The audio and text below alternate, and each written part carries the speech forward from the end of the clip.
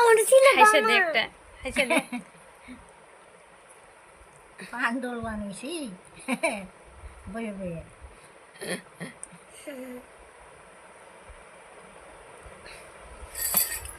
Hello everyone, good evening.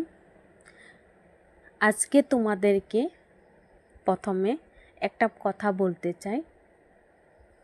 তোমরা যাকে দেখছো এটা কে সেটাই তোমাদেরকে বলবো। এটা হচ্ছে আমার দিদা। দিদা বললে ঠিক ভুল হবে।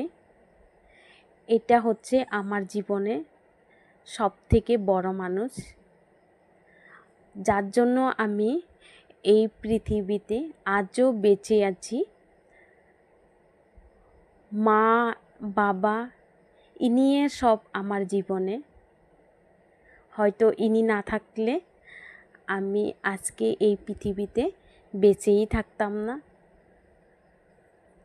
ওনাকে আমি কারোর সাথে তুলনা করতে পারবো না। আর আজকে ছিল ছট পূজা, আর দিদা আমার জন্য ছট পূজার প্রসাদ নিয়ে চলে এসেছিল আমার জন্য। ঠিক যেরকম মা বাবা যেরকম মেয়ে কি ভালোবাসে, মেয়ে কি করতে চায়, সব কিছু বুঝে মা বাবা, ঠিক তেরকম আমার দিদাও বুঝে আমি কি চাই, কি ভালোবাসি। আর সত্যি কথা বলতে আমার না অনেক ছট পূজার প্রসাদ খাইতে মন করতেছিল। তো কথাটা বলতে আমি একটু ইমোশনাল হয়ে গেছি।